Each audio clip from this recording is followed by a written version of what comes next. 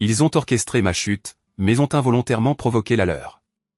Le couteau tactique fut la première anomalie que j'ai remarquée en rentrant chez moi plus tôt que prévu ce mardi-là. Beth l'avait négligemment laissé sur sa table de chevet, comme s'il s'agissait d'un objet banal. Son manche, noir mat et de construction militaire, portait des initiales gravées, CG. Mes propres initiales sont, CB, Colin Barrett. Le couteau n'était indubitablement pas le mien. Je suis resté immobile dans l'embrasure de la porte de notre chambre, des particules de débris de l'entrepôt démoli adhérant encore à mes vêtements de travail. Après 12 ans de mariage, je n'avais jamais vu cette lame en particulier. Beth était en bas et préparait le dîner, fredonnant une mélodie qui m'échappait. J'ai ramassé le couteau avec précaution. De fabrication militaire, sans aucun doute coûteux. Précisément le type d'instrument que l'on porte quand on s'attend à une adversité. Chérie. La voix de Beth résonna depuis la cuisine. Comment s'est passée l'inspection du site? J'ai méticuleusement replacé le couteau exactement là où je l'avais découvert. Bien, ai-je répondu. Cependant, j'étais loin d'aller, bien, et elle non plus, semble-t-il.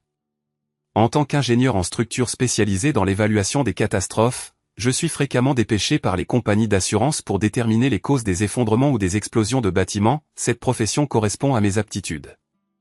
J'ai une compréhension approfondie des défaillances structurelles. Beth plaisantait autrefois en disant que j'étais excessivement analytique. Ces derniers temps, cependant, son humour avait considérablement diminué. « Tu perds de ton tranchant, Colin », me disait-elle en faisant tournoyer son vin. Avant, tu étais décisif, agressif. Maintenant, tu te laisses simplement porter.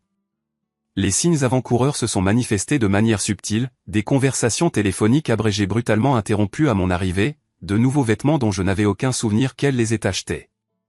Le nom, Clay, a commencé à surgir avec une fréquence croissante dans ses explications, son collègue de travail, un partenaire essentiel sur des projets exigeants nécessitant des heures supplémentaires brutales.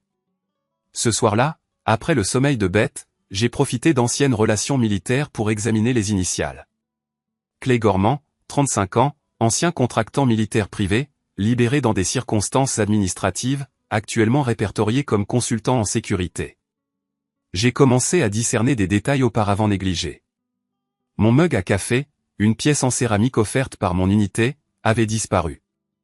Beth affirma qu'elle l'avait brisé, mais je l'ai découvert dans la poubelle du garage, entièrement intact, enveloppé dans du papier journal, comme si quelqu'un essayait de le cacher. Mon ancien sac d'équipement tactique, rangé dans le sous-sol, avait été déplacé, un léger déplacement, peut-être de 15 cm par rapport à sa position d'origine. Cependant, je possède une mémoire aiguë des agencements spatiaux. Une telle attention aux détails est cruciale pour la survie lorsque des structures menacent de s'effondrer sur vous. La clé de secours, cachée sous la jardinière du porche, avait disparu. Beth prétendit qu'elle l'avait déplacée pour des raisons de sécurité, mais ne se souvenait pas de son emplacement actuel. J'ai initié une contre-mesure, laissant des indicateurs, des livres positionnés à des angles spécifiques, des pièces de monnaie méticuleusement placées dans des endroits précis, des brins de cheveux individuels stratégiquement positionnés à travers les portes.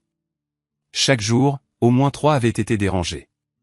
Quelqu'un s'introduisait subrepticement dans notre résidence pendant mon absence, quelqu'un de méticuleux, mais insuffisamment. Le jeudi, je suis rentré chez moi et j'ai découvert que notre compagnon canin, Rex, manifestait une aversion prononcée à l'idée de monter l'escalier. Il restait en bas de la marche, gémissant, les poils de sa colonne vertébrale hérissés. Les canidés ne fabriquent pas, ils détectent des subtilités qui échappent à la perception humaine. Vendredi soir, Beth annonça qu'elle travaillerait tard une fois de plus et partit, vêtue d'une robe noire que je ne lui connaissais pas. J'ai patiemment attendu 1 heure, puis j'ai conduit jusqu'à son immeuble de bureau. Le parking était dépourvu de véhicules. La Lexus de Beth était visiblement absente. Samedi matin, mon appareil cellulaire a vibré. Je dors chez Amy ce soir? Papotage entre filles et vin.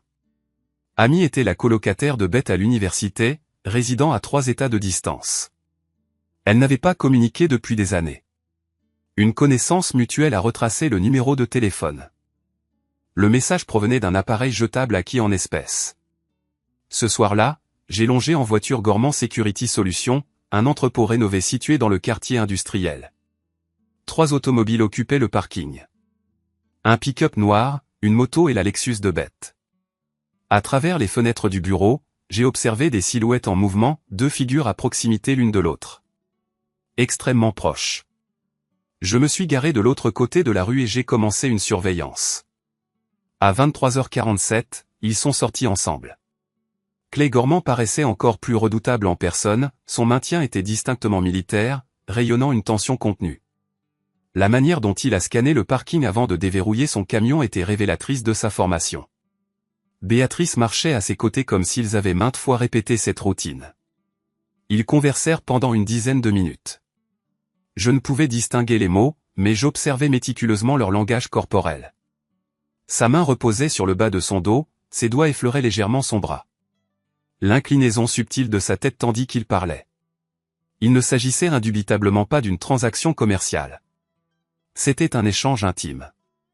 Clay l'embrassa, non pas avec un abandon passionné, mais avec une intention possessive, marquant son territoire. Par la suite, ils montèrent dans des véhicules distincts et partirent dans des directions opposées. Béatrice entama son trajet vers son domicile. Clay s'aventura plus profondément dans le quartier industriel. Je suivis Clay. Il se gara à côté d'un complexe d'appartements reconvertis qui abritait autrefois des employés d'usine, un quartier résolument malfamé. Le genre d'endroit où les habitants respectaient la vie privée de chacun, et où les caméras de surveillance étaient régulièrement vandalisées. Un cadre idéal pour quelqu'un qui accordait une grande importance à la discrétion. Je mémorisa l'adresse, puis rentra chez moi pour attendre mon épouse. Béatrice se glissa dans le lit à 1h15 du matin, imprégnée d'une eau de Cologne inconnue et d'une odeur de cigarette.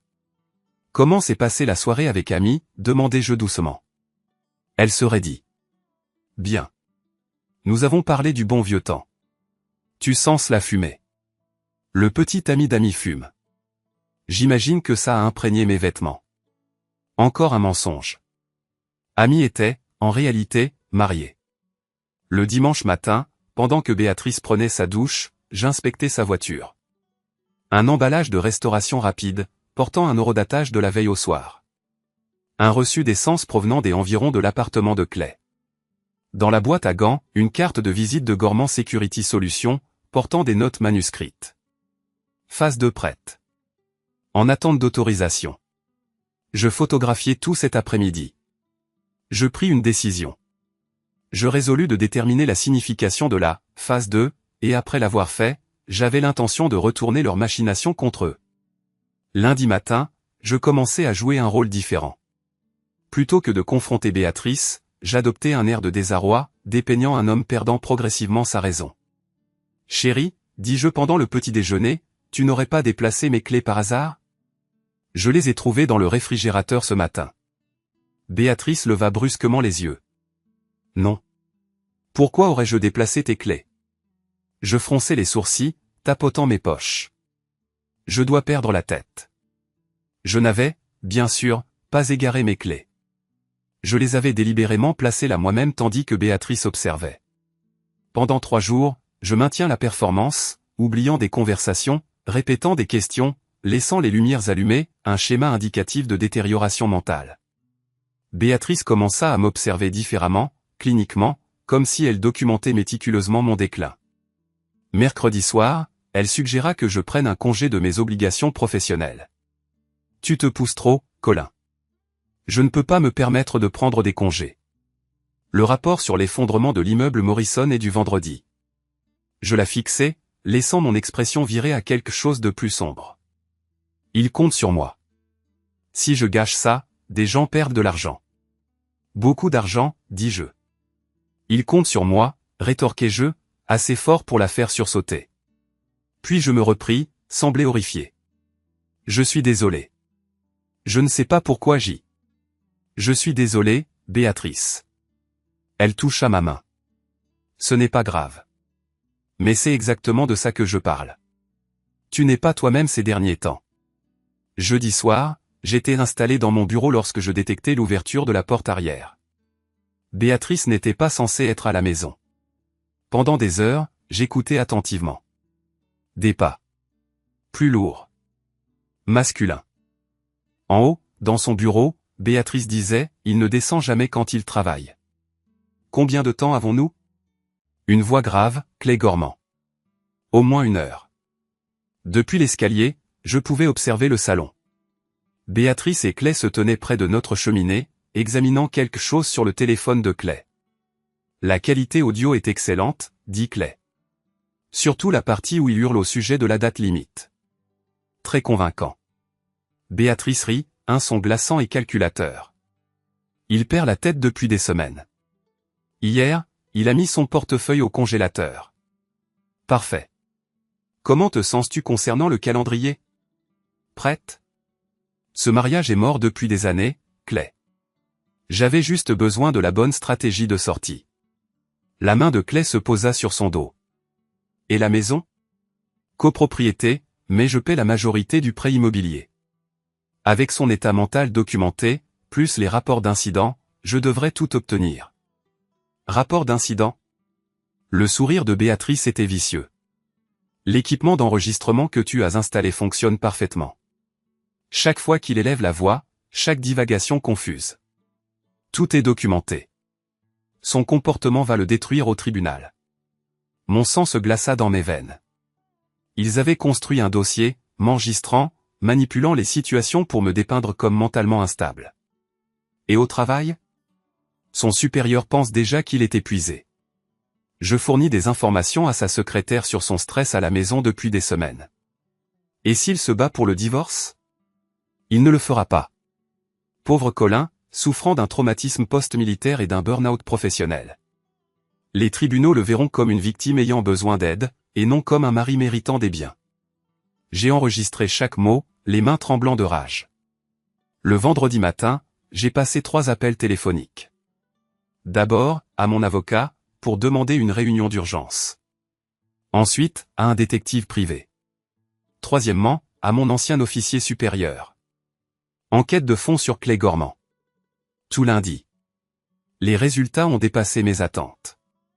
Clay n'était pas simplement un ancien entrepreneur militaire, il avait été renvoyé de manière déshonorante pour détournement de fonds, purgeant 18 mois de détention militaire. Sa société de sécurité était une coquille vide. Plus intriguant encore, sa spécialité était la récupération d'actifs matrimoniaux. Clay gagnait sa vie en aidant des femmes aisées à divorcer de leurs conjoints en fabriquant des preuves d'instabilité mentale. Beth n'était pas sa maîtresse, elle était sa cliente. Le mardi soir, j'ai décidé de prendre contact. J'étais occupé à travailler dans mon garage lorsque Clay s'est matérialisé dans l'embrasure de la porte. Pas d'annonce, pas de préambule. Un instant, j'étais seul. L'instant d'après, il était là, silencieux, observant. Évaluant. Colin Barrett, a-t-il déclaré. J'ai levé les yeux de mon établi, essayant de feindre la surprise. Ouais. Je vous connais? Clay Gormand. Je travaille avec votre femme. Il est entré dans le garage sans invitation, se déplaçant avec la grâce prédatrice d'un chasseur aguerri. Tout en lui respirait le danger, la façon dont il s'est positionné entre moi et la sortie, le renflement subtil sous sa veste suggérant une arme dissimulée, le calme inquiétant dans ses yeux. Beth vous a mentionné, ai-je dit prudemment. Consulting en sécurité, c'est ça? Quelque chose comme ça. Clay a ramassé une clé à molette sur mon établi, en testant le poids. Belle installation que vous avez ici. Très organisée. Formation militaire? 8 ans, ingénieur de l'armée. Neutralisation des explosifs et munitions, j'ai acquiescé. Clay a souri. Faim, prédateur. Travail dangereux. Stress élevé. J'imagine que ça laisse des marques sur l'esprit d'un homme. La menace était subtile, mais indéniable.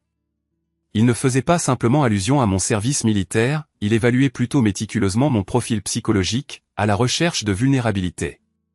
Certains jours sont plus difficiles que d'autres, ai-je concédé. Je n'en doute pas, a-t-il répondu.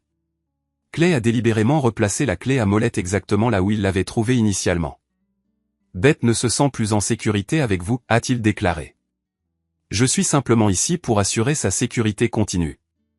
Les mots planaient dans l'atmosphère, comme un défi.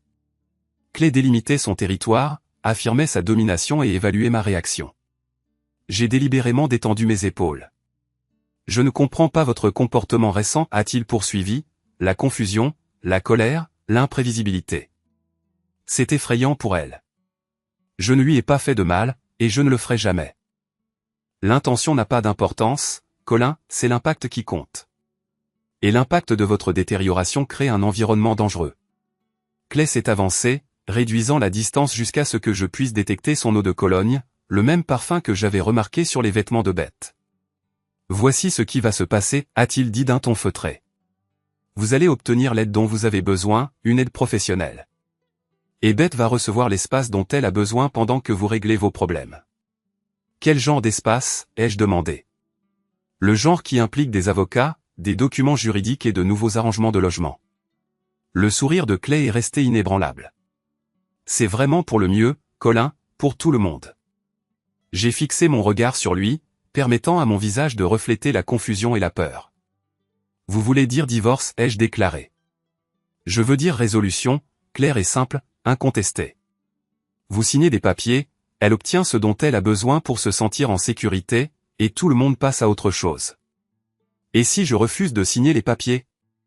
L'expression de Clay est restée inchangée, mais un changement distinct s'est produit derrière ses yeux, quelque chose de froid et de définitif. Alors nous serons contraints d'explorer d'autres options, a-t-il dit. Des options qui pourraient entraîner des rapports de police concernant des troubles domestiques, des évaluations médicales, des incidents sur le lieu de travail, le genre de documentation qui complique considérablement la vie d'un homme. Il décrivait son plan complet, me poussait à une apparente dépression, tout documenter méticuleusement et exploiter les preuves pour forcer un règlement. Cela laisserait Beth avec nos biens et moi sans rien. J'ai besoin de temps pour réfléchir à ça, ai-je dit. Bien sûr, a-t-il répondu. Prenez votre temps, mais pas trop. La patience de Beth n'est pas illimitée. Clay s'est dirigé vers la porte du garage, puis s'est arrêté. Oh, et Colin, je ferai preuve de prudence en discutant de notre conversation avec Beth. Elle est assez fragile en ce moment. Une pression excessive pourrait la contraindre à prendre des décisions qu'aucun de nous ne souhaite. Il a conclu, gardez votre bouche fermée, ou nous accélérons le calendrier. Après son départ, j'étais assis, tremblant de rage. Ils avaient transformé ma maison en une opération de surveillance, élaboré un profil psychologique destiné à saper ma crédibilité. Il était temps de leur prouver le contraire. Mercredi matin, j'ai lancé ma contre-attaque. Premièrement, je me suis fait porter pâle au travail, chose que je n'avais jamais faite en 5 ans. Lorsque mon supérieur s'est enquis de savoir si tout allait bien, j'ai laissé ma voix se briser légèrement. J'ai juste besoin de quelques jours pour me vider la tête. Des affaires personnelles. Prends tout le temps qu'il te faut, Colin, a-t-il répondu. On s'occupera du rapport Morrison. Parfait. Il fallait qu'il se souvienne de cette conversation plus tard. Ensuite, je me suis rendu en voiture à l'immeuble de Clay, non pas pour le confronter, mais pour recueillir des renseignements. Je me suis garé de l'autre côté de la rue et j'ai utilisé du matériel de surveillance de qualité militaire pour photographier chaque individu qui entrait ou sortait de l'immeuble. À midi, j'avais capturé des images de 3 femmes différentes se rendant à l'appartement de Clay, toutes bien habillées, toutes portant des alliances, toutes semblant porter des fardeaux émotionnels considérables. Clay Gormand ne ciblait pas seulement Beth, il menait simultanément plusieurs opérations.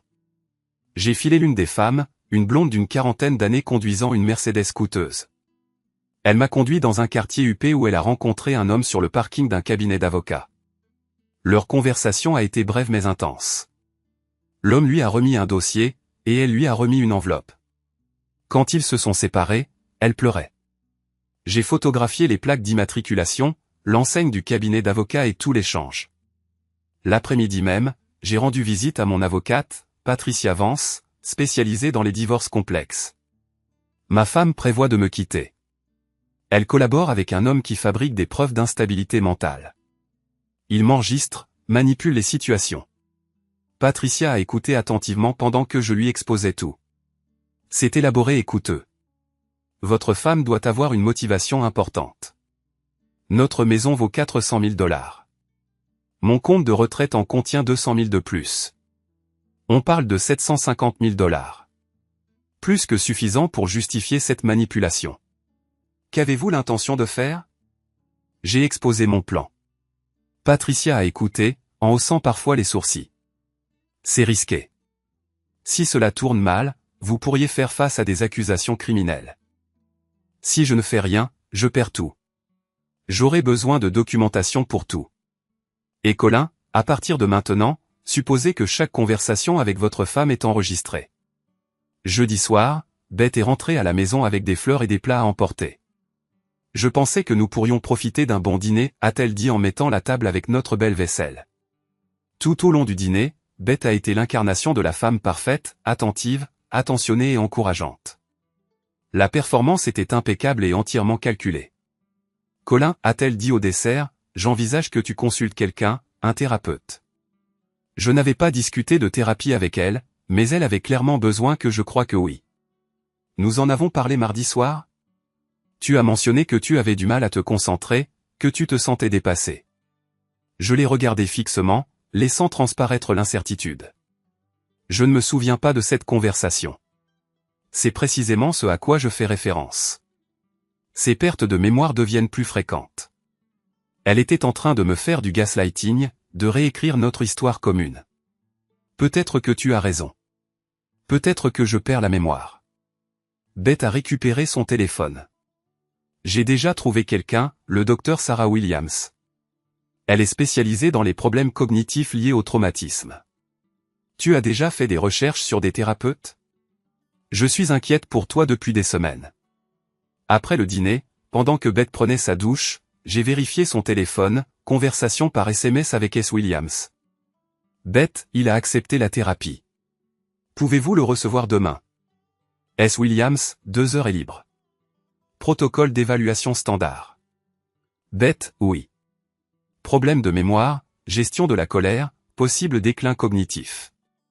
Beth, très coopératif, mais déclin rapide. Il ne se contentait pas de planifier de contrôler la thérapie, il prévoyait de contrôler la thérapeute. Vendredi après-midi, j'ai honoré mon rendez-vous avec le docteur Williams. Son cabinet était situé dans un immeuble moderne du centre-ville, le genre d'endroit qui respirait le luxe et le professionnalisme. Le docteur Williams était plus jeune que je ne l'avais imaginé, dans la mi-trentaine, parfaitement soigné, le genre de femme qui rayonnait de compétence et d'autorité. Elle m'a accueilli avec un sourire chaleureux et une attitude douce. Beth me dit que vous rencontrez des difficultés ces derniers temps, a-t-elle dit une fois que nous étions assis dans son bureau de consultation, des problèmes de mémoire, de concentration, de stress au travail. Depuis combien de temps ressentez-vous ces symptômes, a-t-elle demandé. Quelques semaines, peut-être plus. C'est difficile à dire. Le temps me semble flou ces derniers temps. Le docteur Williams prenait des notes pendant que je parlais, posant de temps en temps des questions de clarification. Ces questions étaient orientées, conçues pour obtenir des réponses spécifiques qui soutiendraient un diagnostic prédéterminé. Avez-vous connu des épisodes de colère ou d'agression? Parfois, je suis frustré, mais je n'ai jamais fait de mal à personne. La frustration peut se manifester de différentes manières. Avez-vous haussé le ton? Lancé des objets? Proféré des menaces? Il se peut que j'ai haussé le ton 1 ou 2 fois quand je ne trouvais pas des choses, ou quand Beth essayait de m'aider et que j'étais confus. Comment Beth réagit-elle quand vous haussez le ton? Elle a peur. Je me sens terriblement mal à ce sujet. Le docteur Williams acquiesça avec sympathie. C'est bien que vous reconnaissiez l'impact de votre comportement. Cela suggère que vous êtes prêt à travailler sur ces problèmes. La séance continua pendant 45 minutes. À la fin, le docteur Williams avait obtenu exactement les aveux dont elle avait besoin, des problèmes de mémoire, des problèmes de colère, et la reconnaissance que mon comportement effrayait ma femme. J'aimerais vous voir 2 fois par semaine au début, dit-elle en concluant. Et je vais recommander des tests cognitifs pour établir une base de référence pour votre fonction mnésique. Est-ce grave, demandai-je. Concentrons-nous sur le fait de vous obtenir l'aide dont vous avez besoin avec un traitement approprié. Beaucoup de personnes présentant vos symptômes constatent une amélioration significative. Je quittai le cabinet en sachant que je venais de fournir une documentation professionnelle pour le dossier de Beth et Clay. Les notes du docteur Williams me dépeindraient comme un vétéran mentalement instable dont l'état se détériorait rapidement. Mais j'avais aussi accompli autre chose, j'avais mis en place ma propre traçabilité écrite. Le samedi matin, Beth était partie.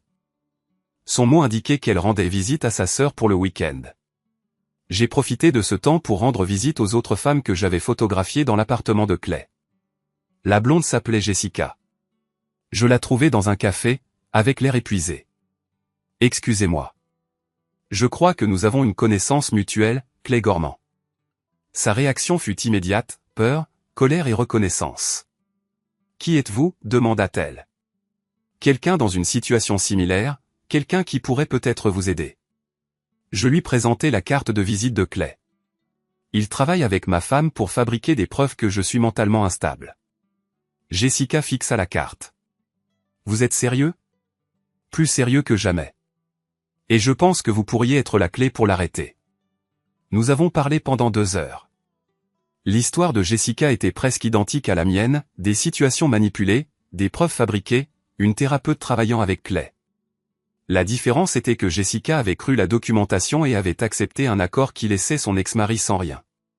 Il a détruit mon mariage et la vie de mon mari, dit-elle, les larmes aux yeux. Et je l'ai aidé à le faire parce que je pensais me protéger. Aidez-moi à l'arrêter. Aidez-moi à m'assurer qu'il ne puisse plus faire ça à personne. Jessica acquiesça. Que voulez-vous que je fasse?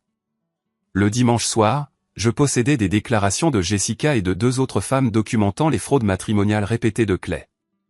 J'avais des documents financiers prouvant des paiements de Beth à la société de Clay. J'avais des enregistrements audio de Clay et Beth discutant de leur stratégie. Plus important encore, j'avais l'évaluation professionnelle du Dr Williams, ainsi que des preuves qu'elle avait préparé son évaluation avant même de me rencontrer. Le lundi matin, les préparatifs étaient terminés. Précisément à 6h47 du matin ce lundi-là, mon téléphone brisa le silence avec le ton grave de Patricia Vance. Colin, une crise a éclaté. Votre femme a déposé une ordonnance restrictive d'urgence, alléguant des menaces de violence de votre part. Je lui ai montré un outil. Une froide terreur me saisit. C'est une pure invention. Elle possède des enregistrements qui prétendument étaient ses allégations et des extraits audio où vous auriez proféré des menaces et parlé d'outils. Ces conversations ont été manipulées, avec des fragments sortis complètement de leur contexte. Elle a également demandé une protection d'urgence des actifs, affirmant que vous aviez liquidé des comptes, ainsi que la possession immédiate de notre maison, invoquant des craintes pour sa sécurité. L'audience est prévue cet après-midi, n'est-ce pas? À 2 heures de l'après-midi, je me suis retrouvé au tribunal aux affaires familiales, observant ma femme incarner le rôle d'une victime terrifiée. Vêtue de manière sobre, avec un maquillage minimal, elle présentait l'image par excellence d'une femme cherchant refuge. Votre honneur, déclara son avocat, Madame Barrett a subi des mois de comportement de plus en plus erratique. En tant qu'ancien combattant militaire ayant une formation spécialisée en explosifs, Monsieur Barrett représente une menace unique et importante. Beth témoigna, sa voix tremblant alors qu'elle racontait ma prétendue détérioration, perte de mémoire, accès de violence et menaces. Elle parla d'avoir découvert des manuels d'outils et de m'avoir entendu faire allusion à l'élimination de problèmes. La semaine dernière encore, raconta Beth, les larmes coulant sur son visage, il a brandi un couteau de combat et a menacé que si jamais je tentais de le quitter, il s'assurerait que je disparaisse, comme ses ennemis à l'étranger. Je n'avais jamais possédé de couteau de combat, ni jamais servi à l'étranger. Pourtant, cette invention portait un vernis de crédibilité. Sa performance était impeccable. Puis, Patricia se leva pour le contre-interrogatoire. Madame Barrett, durant toute cette période où votre mari était soi-disant instable, avez-vous documenté son comportement? J'étais trop effrayé. Combien d'enregistrements avez-vous fait? Beth hésita. Quelques enregistrements, oui. Plus de 10? Plus de 50? Patricia s'approcha, tenant un épais dossier. Les preuves révèlent que Madame Barrett a enregistré plus de 200 heures de conversation au cours du dernier mois. Cela ne vous semble-t-il pas excessif pour quelqu'un qui se protège simplement? Je documentais son déclin pour sa propre protection. Pendant cette même période, aviez-vous une relation amoureuse avec Clay Gormand? Non. Patricia fit un signe de tête à l'huissier, qui activa un écran. Des images de vidéosurveillance apparurent, montrant Beth et Clay entrant dans son appartement, repartant ensemble et s'embrassant sur des parkings. Ces images couvrent 3 mois, vous montrant, vous et Monsieur Gormand, ayant des contacts intimes à 17 reprises. Le visage de Beth se vida de toutes couleurs. Ce n'est pas ce que ça semble être. Vérifions ce que ça donne à l'écoute. Patricia lança la lecture de l'audio. Beth et Clay discutaient de leur plan, plaisantant sur ma confusion. La voix de Clay résonna. Le moment où il hurle à propos de la date limite est parfait. La voix de Beth répondit. Il perd les pédales depuis des semaines. Hier, il a mis son portefeuille au congélateur. La voix de Clay intervint. Parfait. Que penses-tu du calendrier? La voix de Beth conclut. prête. Ce mariage est mort depuis des années. J'avais juste besoin de la bonne stratégie de sortie. Le silence se fit dans la salle d'audience. Votre honneur, poursuivit Patricia, Monsieur Gormand n'est pas un consultant en sécurité agréé, c'est un criminel condamné, spécialisé dans la fraude matrimoniale. Madame Barrett a comploté avec lui pour fabriquer des preuves tout en ayant une liaison extra-conjugale. Patricia présenta le casier judiciaire de Clay, sa fausse licence commerciale et ses antécédents de ciblage de femmes mariées. Elle diffusa des enregistrements non édités, révélant Beth et Clay manipulant des situations. Ce couteau dont Madame Barrett a parlé appartient à Monsieur Gormand et a été placé dans la maison dans le cadre de leur plan. Ces guides tactiques ont été téléchargés depuis l'ordinateur de Monsieur Gormand. Les menaces qu'elle prétend avoir entendues sont des extraits audio édités et sortis de leur contexte. Patricia appela Jessica à la barre. Jessica témoigna de son expérience avec les agissements de Clay, racontant comment il l'avait manipulée pour lui faire croire que son mari était dangereux et comment il avait fabriqué des preuves. Il m'a dit que mon mari complotait pour me faire du mal, raconta Jessica, les larmes aux yeux. Il avait des enregistrements, des documents et des évaluations professionnelles. Je croyais me protéger. Au lieu de cela, j'ai été complice de sa destruction d'un homme innocent. Patricia appela ensuite le docteur Williams à la barre. Sous serment, le docteur Williams concéda qu'elle avait préparé son évaluation avant notre première consultation, qu'elle avait été rémunérée par Clay Gormand pour fournir des diagnostics prédéterminés et qu'elle n'avait jamais été autorisée à exercer dans notre État. Il s'agit d'un complot élaboré visant à frauder Monsieur Barrett de ses biens tout en ternissant sa réputation, conclut Patricia. Madame Barrett n'est pas une victime, c'est un auteur. Le juge écoutait impassiblement. Une fois que Patricia eut terminé, il s'adressa directement à Beth. Madame Barrett, souhaitez-vous modifier une partie quelconque de votre témoignage? Beth jeta un coup d'œil à son avocat. Votre honneur, je me suis peut-être trompé sur certains détails. Trompé? La voix du juge résonna d'une froideur glaciale. Vous avez présenté des preuves fabriquées, de faux témoignages et des allégations frauduleuses. Vous avez gaspillé le temps de la cour sur une affaire conçue pour commettre un parjure et un vol. Je peux m'expliquer. Vous vous expliquerez devant un grand jury. Huissier, préparez les documents pour un renvoi au pénal pour parjure, complot et tentative de fraude. Beth se mit à pleurer, de vraies larmes cette fois. Je veux appeler Clay, implora-t-elle désespérément. Monsieur Gormand a été appréhendé ce matin pour des charges liées à 3 autres affaires similaires, déclara le juge d'un ton sec.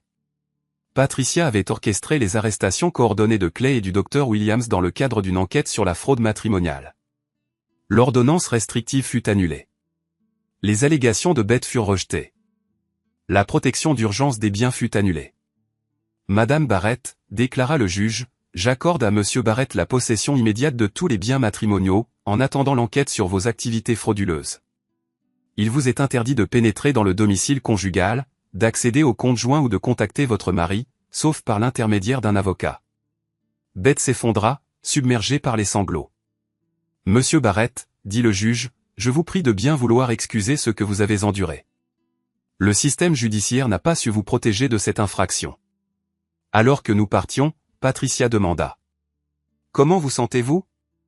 Comme un bâtiment piégé pour s'effondrer, mais possédant une meilleure ingénierie que ne le prévoyait l'équipe de démolition.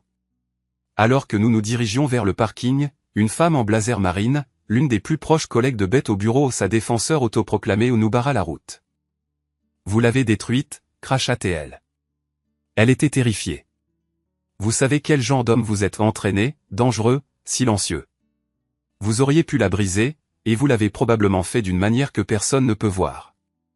Patricia s'avança d'un demi-pas, vous étiez présente au tribunal, vous avez entendu les preuves.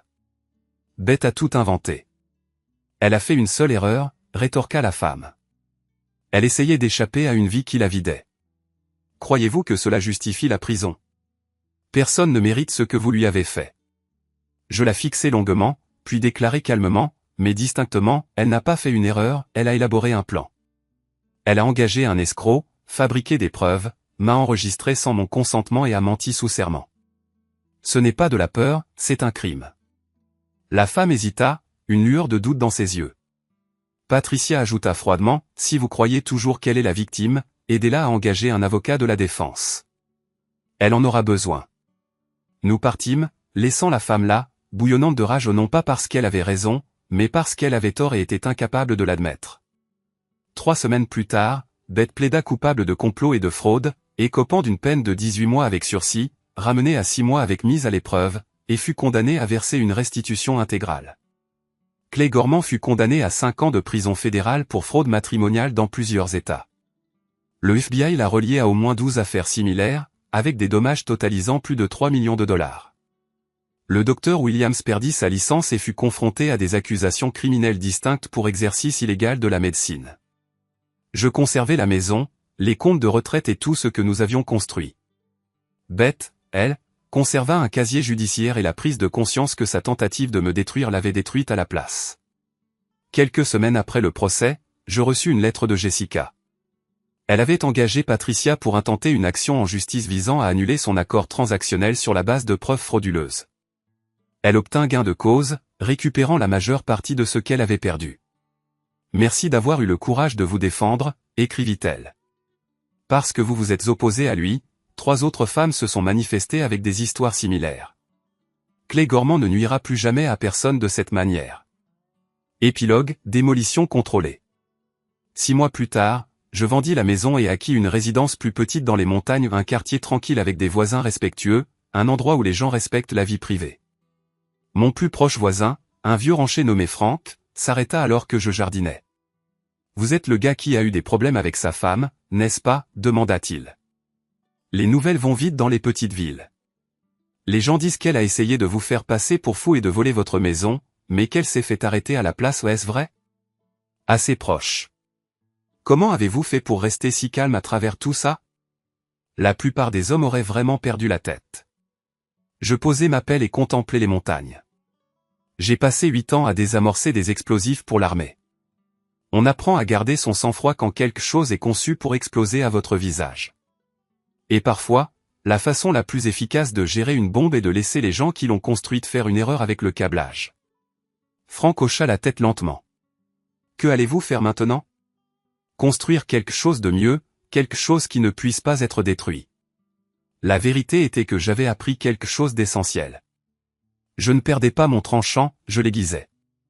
Beth pensait pouvoir orchestrer la démolition de notre mariage. Elle pensait pouvoir prédire comment les pièces allaient tomber. Elle a oublié que la personne la plus dangereuse dans toute démolition est celle qui comprend précisément comment les choses sont censées se briser et ce qui se passe lorsqu'elle s'écarte de ce plan. Jeg føler, jeg lagger op på det her stykke. Ja, du lægger noget, hva'? Ja.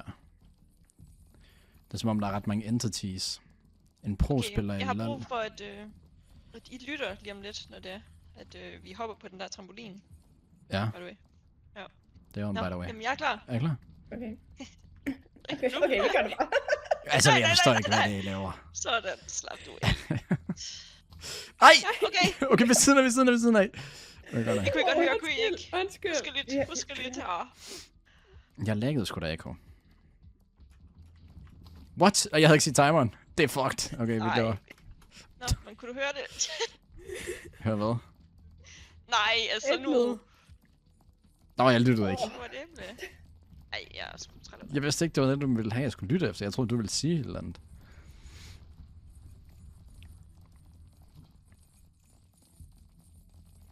Det eneste, jeg kan høre, det er sgu den der kæde, der er ruskler frem og tilbage. Au, okay. Jeg bliver bare dragget i her. Hvor ondt.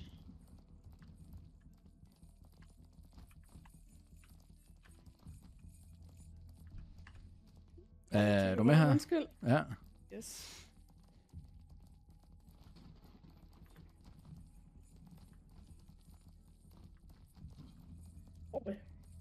Okay, så hopper vi bare ikke. Altså, jamen, vi kan også bare lade være med at hoppe.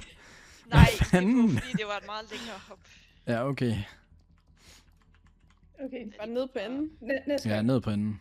Men vi behøver slet ikke at time det med den der. Nej, jeg forstår ikke, hvorfor vi gør. Okay. Nice. Dagens peak. Dagens peak, ja. Ja.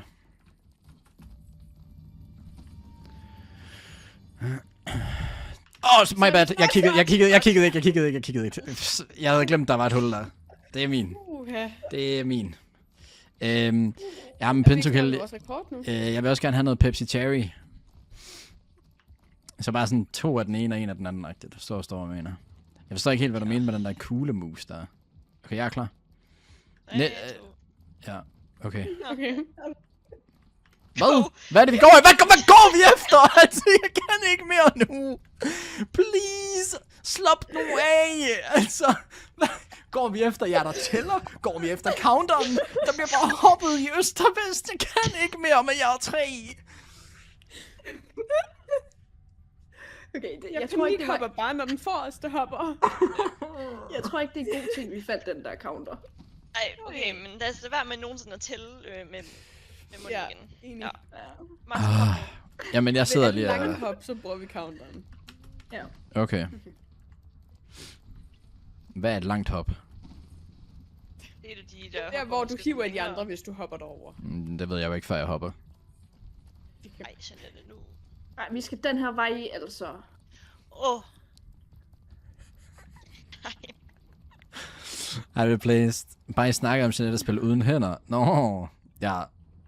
Hvad? Jeg tror også lige, hvad jeg gør. Okay. Jeg siger bare, det var ikke min skyld, det der. Jeg ved ikke, hvad skyld det var, men det var eddermame skørt.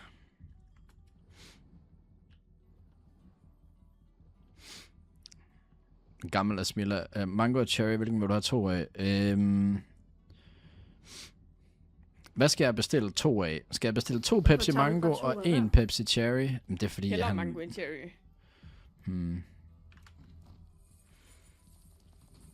Kan du have 4, hvis det er Pentakill? Hvor gammel er Smilla? Hvor gammel er du, Smilla? 14. Ej. Ikke når jeg har i min til, at jeg er linket sammen med 3 damer. Kan jeg have 6? Okay, sygt. Jamen Loki, det må du gerne så, hvis det er bare 3 af hver så. Hvis du kan have alle 6. Ellers så bare 2 af hver. Men altså, det er jo bare, hvis du tager afsted. Martin, det er nu, du skal løbe. Jeg er klar. Nej, jeg hørte ikke. Hvem hopper? Lad den ved siden af, What? What the fuck? Det var den, der gik ind der. Plejer der ikke at være 3 for en eller anden pris, derfor man til 3. Og det ved jeg ikke, det var der ikke, der var dernede, tror jeg. Hvis der er det, så